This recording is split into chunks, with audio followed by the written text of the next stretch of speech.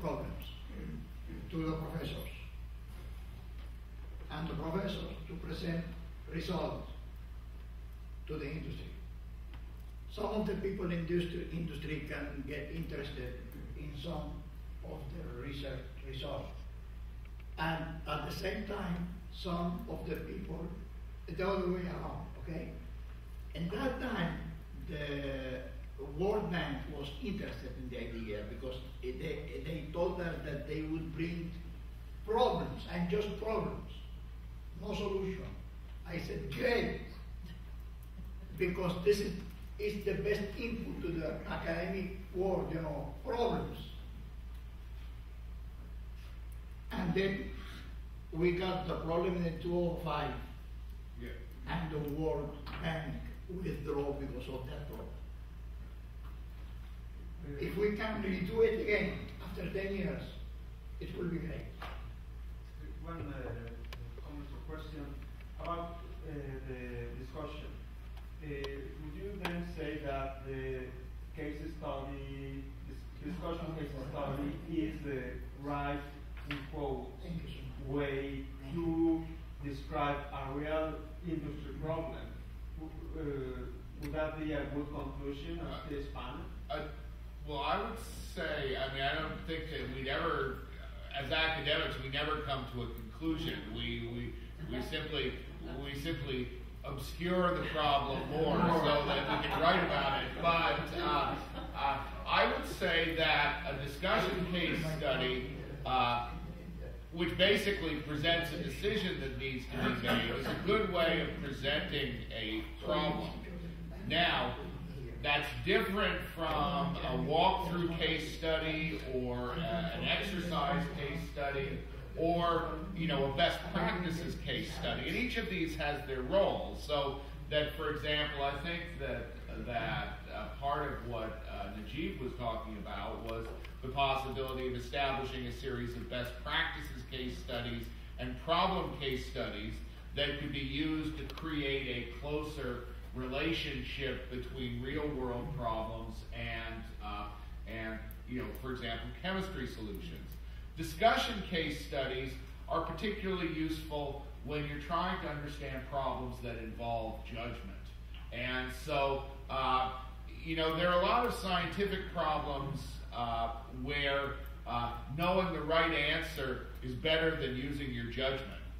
Indeed, when I was the reactor controls officer on a submarine, we were much better off following the procedures than using my judgment. The world would not have been safe, no matter how good my judgment was, if I were making judgments about a system that I did not fully understand. So, under those circumstances, you know, I would probably not have used case studies for that particular situation, whereas a lot of business problems, a lot of technology problems, in fact, depend very heavily on judgment. So, I see, you know, the role of case studies is it's an excellent way of communicating ideas that are complex, whether we're talking example case studies or decision case studies or I think for science is more walkthrough case studies. For more science is more walkthrough case studies. But there is a price of using a case study, because when you spend a lot of time going over the context, when you spend a lot of time studying a specific problem, you're not able to cover lots and lots of other things. The content, yeah. And the real question is, you know, I think if you want to use case studies effectively for these things, you have to accept the fact that the number of specific facts that you're going to communicate is going to be lower. Now, from my perspective, I don't mind if the number of facts is lower, because I believe we're in such a dynamic environment that the facts you learn now are not likely to apply 5 years from now. So being crammed full of facts that I'm going to forget anyway is less useful than being served up a process of thinking about problems, which is, I think, what case studies are better. You come out knowing fewer facts, but you come out with tools for thinking about problems that you might not otherwise have. So that would be my preference. I can tell you that would not be preference of many academics that I've encountered, especially those who've got lecture notes that are 30 years old and they're still using them. Now, the big challenge for academics, and this is particularly U.S. academics, is that you don't get a lot of reward in most cases for pursuing things that do not lead to published papers in top-tier journals if you're a business academic, maybe presentations at top conferences in engineering that moves a little bit faster. These are the things that actually add value to your career. Getting grants, of course, is another huge thing in engineering. In business, not so much.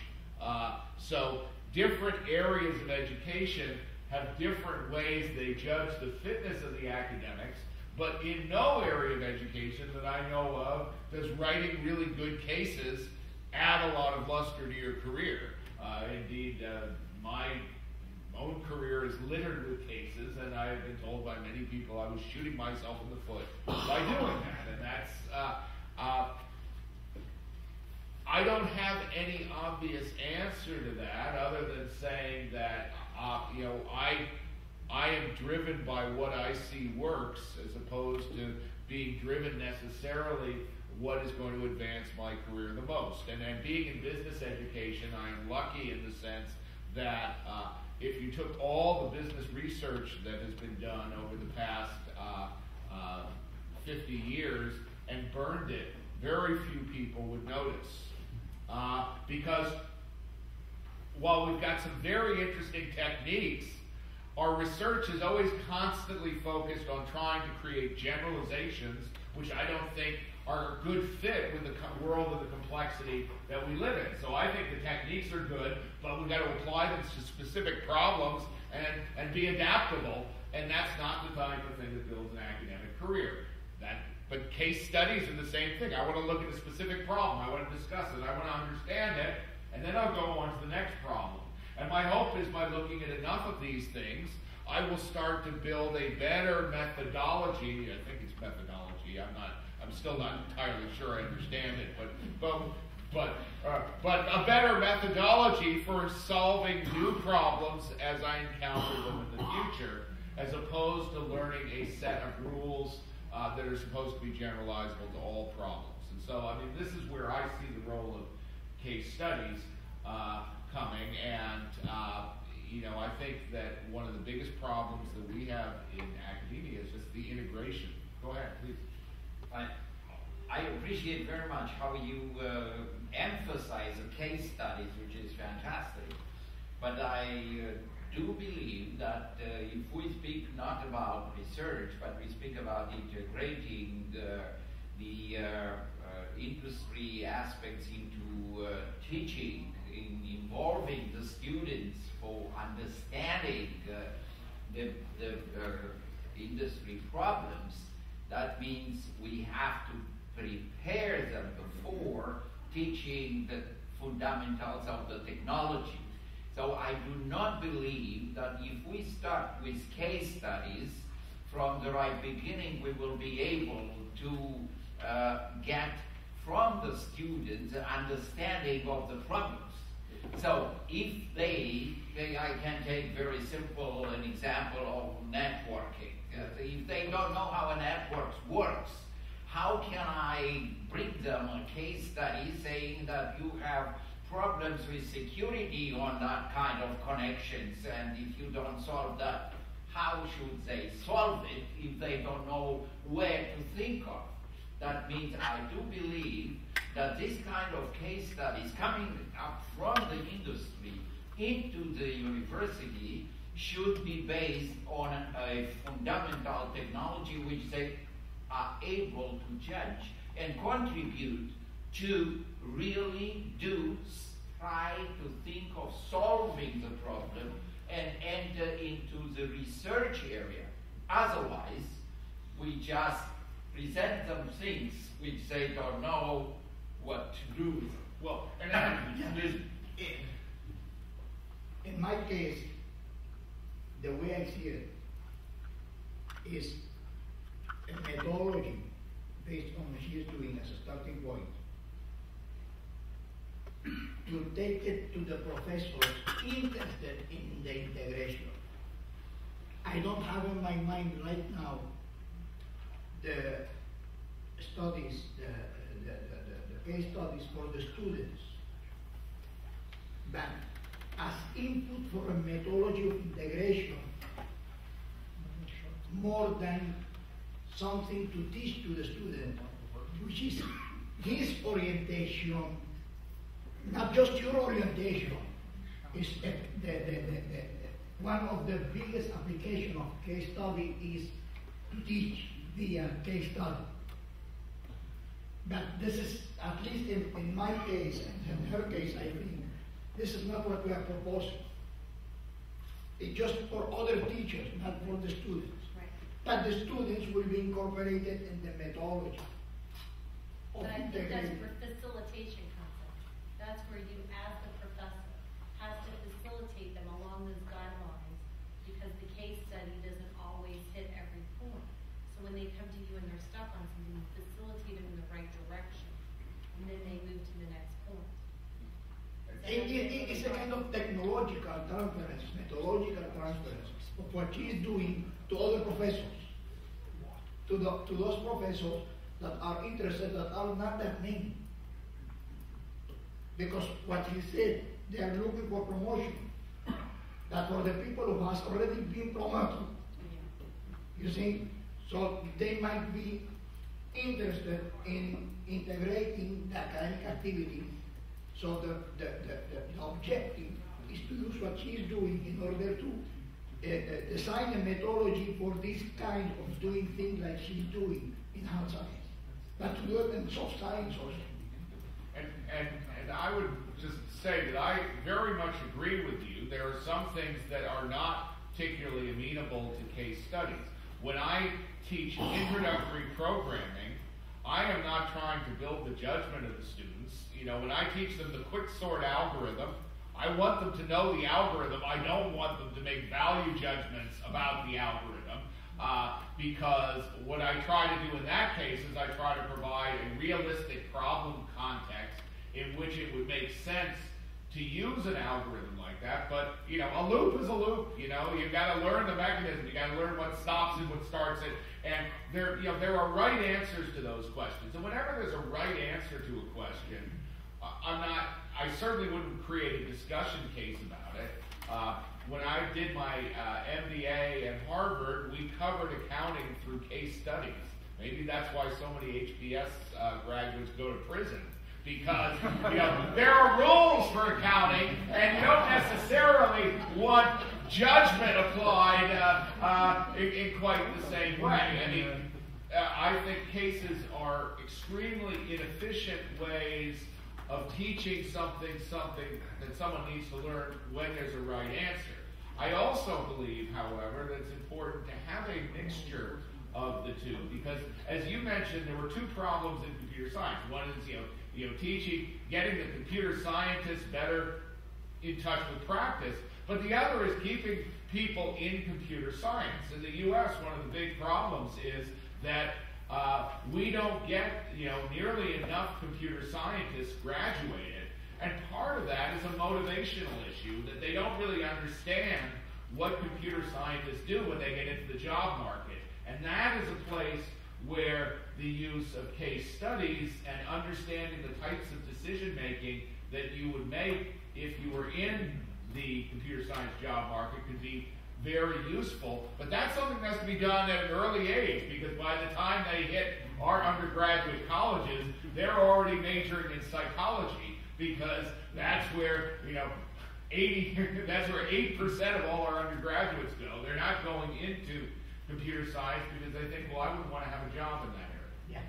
But you have a tradition in that country that you import people here who have education on computer science, so you don't have a problem. So there are so many countries around who are willing to offer you this kind of human being material. Yeah, last semester in my master's of how they are educated, and you have it.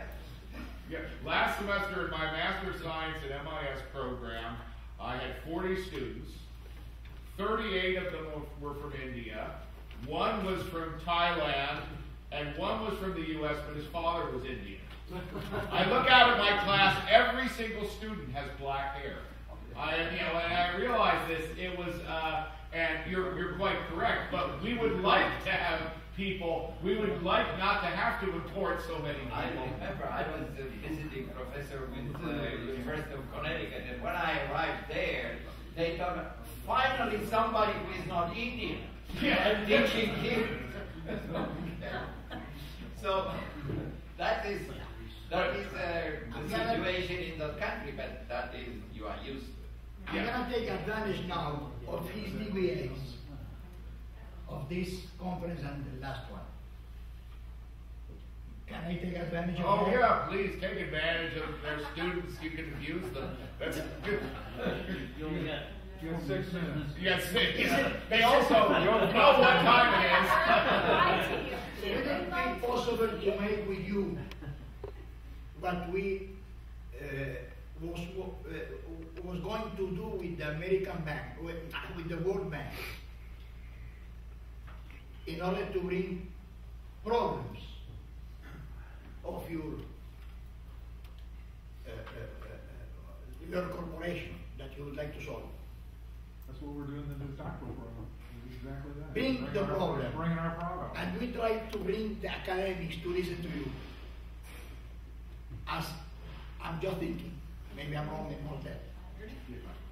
In the first day before the conference, we can make a meeting of academics and industry where the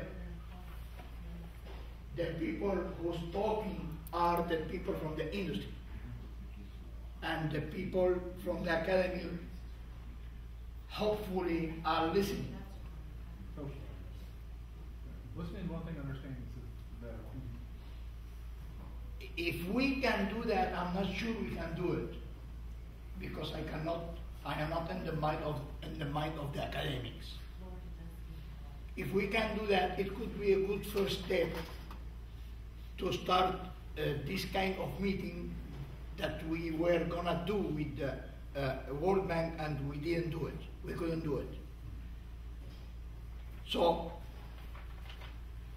people in industry have no time to write, and have no interest in writing. But what you can do is abstract. It's an abstract. We can only go so far over the dark side. That's the problem for us. Just an abstract and explain it to the academic people to see who would be interested in taking the problem. If we can do that. Just as a comment, Nagib, I mean, one of the things that we do in our programs, we try to help our DBA participants frame the types of issues they're running into as a research problem. That turns out to be a major challenge, because if you want to get academics interested in solving a practical problem, you have to be able to frame it as a research problem, something that they could actually perceive is going to end up as a paper. How about you and me and her framing it as a research problem? Yeah. We want to frame it as a solution. I mean, Yeah, that's what and anyone here, Yeah. we can make the job of framing it in a research problem. Yeah. One of the cardinal rules I learned about writing case studies is you never go to a company saying, why don't you tell me a problem you want to solve? Because as soon as I use that word problem, they mean, I don't want to talk to this person. He wants to expose my problems. So, I mean, it's basically you want decisions. What are the decisions that you find challenging to make? But it's very hard to frame a decision that is encountered in the real world in a way that is going to interest academics, because the way you view decisions How about is all fundamentally different. academics that they already have the tenure? Well, the problem is tenured academics basically have gone through, 4 or 5 years of a doctoral program where they're told to look at the world in a particular way. Then they go through 6 or 7 years of being told what to do in order to get tenure at their university. It is the very, very rare individual after 10 years of practicing things in a particular way is suddenly able to change gears and look at the world differently. It takes a lot of character. And frankly, as academics, we're not always that strong on the character area. We think we are, but I think that it is very. And I'm just trying to be realistic about the nature of the challenge, because it sounds great have businesses come in and give real world problems, but the first thing that's going to happen when you come with a real world challenge decision that needs to be made is the researcher's going to say they don't really understand what a good research problem is. Because it turns out that's really hard. And we really don't. I mean, and that's what's hard about doing research from a practitioner standpoint, is all of the literature we're being asked to look at is in the academic realm. None of it's in the practitioner realm, and it's in the practitioner realm. It's not at the perhaps same level of research method, to go back to your point, that it would be in the academic realm. So there's a disconnect. Yeah. And it's very difficult sometimes to resolve and reconcile those two. Regretfully, a philosopher of engineering, I think he was right when he said that could be applied to industry, and when he said engineering is superior to science, because science in any moment could be, any theory could be disproved with better theory. But engineering will never be disproved, because what worked once would work always. Yeah, tell that to the Comanero Bridge. He's a philosopher of engineering, but I love that phrase because it's a reality. Engineers and practitioners who solve problems are closer to the truth than Einstein, even Einstein. Yeah, except we have the problem. We have people involved, and we can't manage the behavior of people. So that's our problem-solving issue, is that we have people involved, and they exacerbate the problem. Those wacky people. Yeah. I mean, I really believe that practitioners are closer to the truth than any scientist. Because what they did and worked, in 1,000 years more, it will be working. Maybe you can advance that with another tool better. But the tool that works once will work always. But the theory, scientific theory that worked once, that most probably would not work forever. Yeah. But again, the tool may work, but the people may not work the tool right. Yeah. So, as one of the session co-chairs, I feel it incumbent upon me to mention that we've hit the 6:30 mark, which I promised not to do, because we managed to miss an entire 2-hour session and still in place.